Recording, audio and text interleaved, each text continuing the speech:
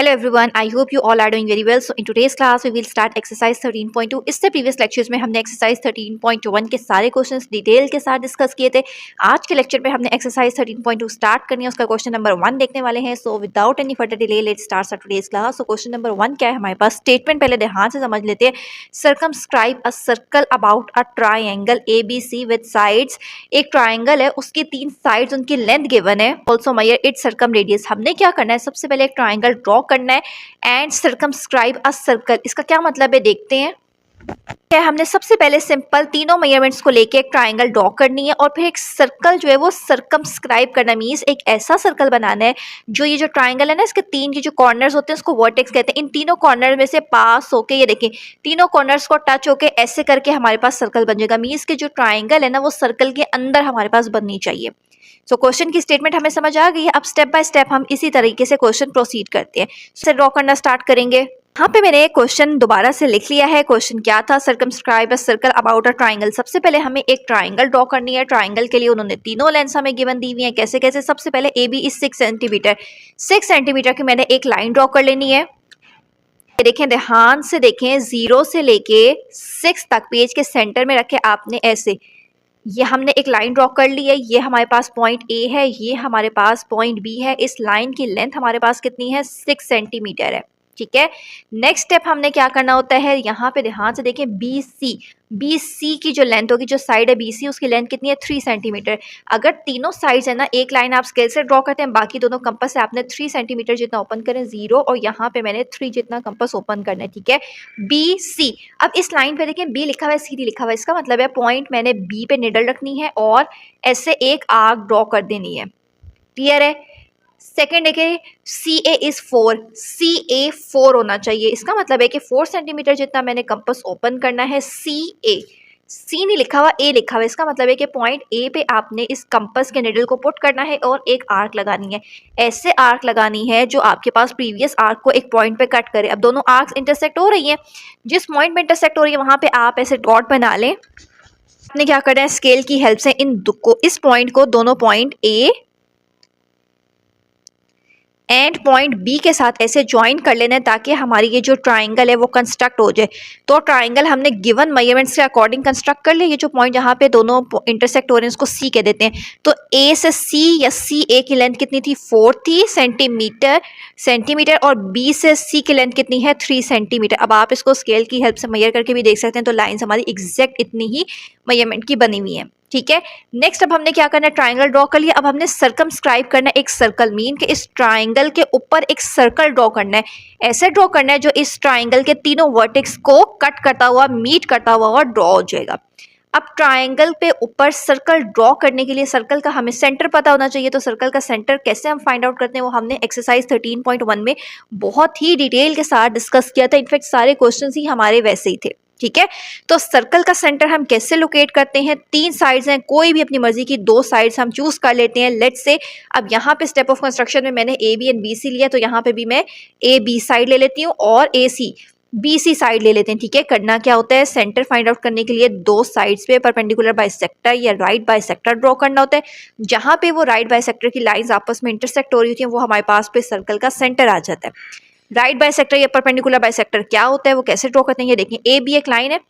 इस लाइन के according half से ज्यादा रेडियस का मैंने कंपास ओपन कर लिया। देखिए, देखने से पता चल रहा है ना, ये हाफ से ज्यादा कंपास ओपन कर लिया। अब इस कंपास को आपने बारी बारी इन दोनों पॉइंट्स पे रखना है। कैसे, एक दफा पॉइंट B पे मैं रखती हूँ। ठीक है, अबव ये लाइन होती है, ये above the line arc draw करनी है और ये लाइन इससे बिलो द लाइन मैंने ऐसे एक लाइन ड्रॉ कर ली है। ठीक है, अब इसी कंपास को चेंज नहीं करना, पॉइंट A पे रखें अबव।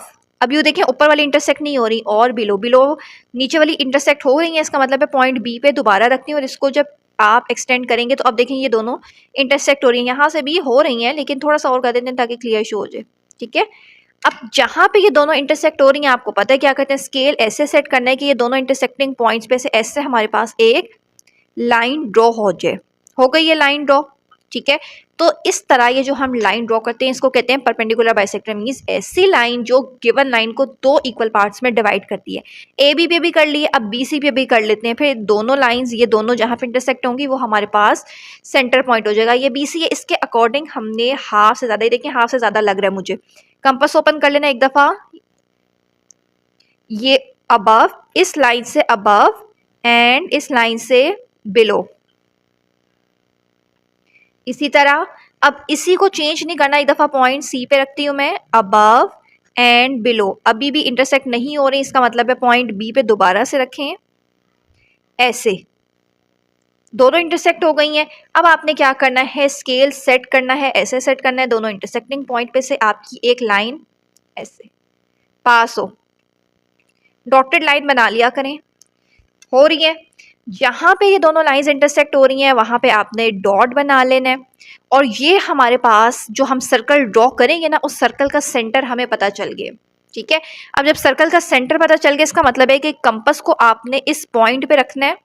ये सेंटर पॉइंट, इसको कोई भी नाम दे दे, लेट से ओ कह लेते हैं। ठीक है, और ओपन करें, 3 पॉइंट्स है, ए सी बी, किसी भी पॉइंट जितना ओपन कर लेते हैं। तो मैं यहाँ से ए जितना कंपास मैंने ओपन कर लिया। ठीक है, अब जस्ट आपने अपना कंपास रखना है और सर्कल ड्रॉ करना स्टार्ट करना है।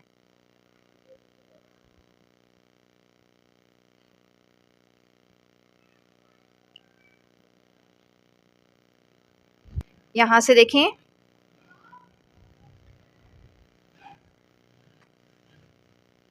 कंप्लीट सर्कल ड्रॉ हो गया। और अगर आप बिल्कुल एक्यूरेट ध्यान से बिल्कुल मेजरमेंट लेके बनाएंगे ना, तो आपका सर्कल ऐसे ही ड्रॉ होगा जो इन तीनों पॉइंट्स को टच भी करेगा और सर्कल ड्रॉ भी होगा।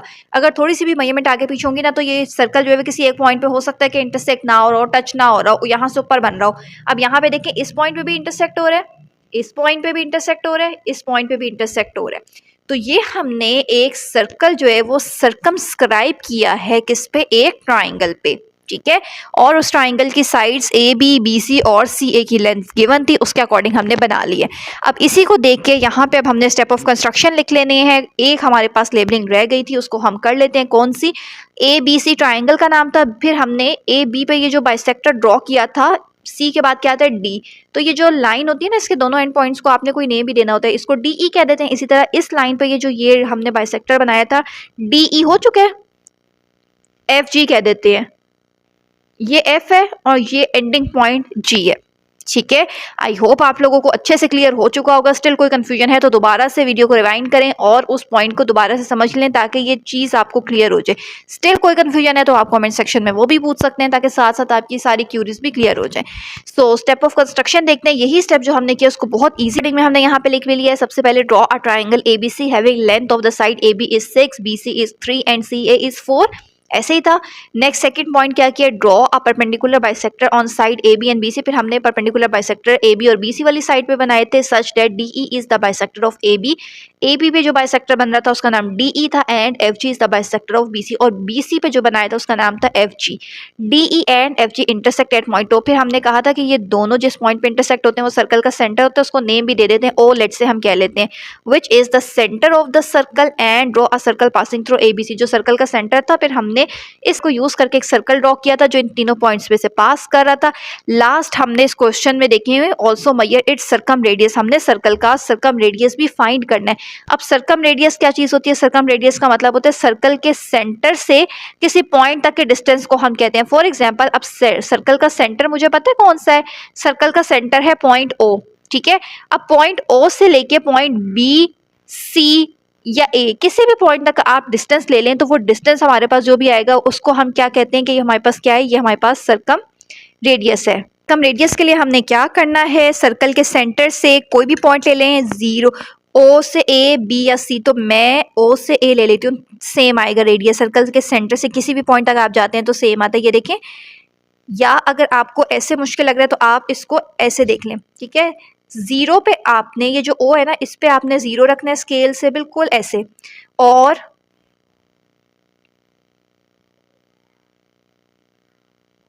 ये देखें सर्कल के सेंटर पे आपने 0 रखना है, और यहाँ से आपने ध्यान से देखना है इसको। बेशक आप इसके साथ ज्वाइन कर लें, ऐसे डॉटेड लाइन हम बना लेते हैं।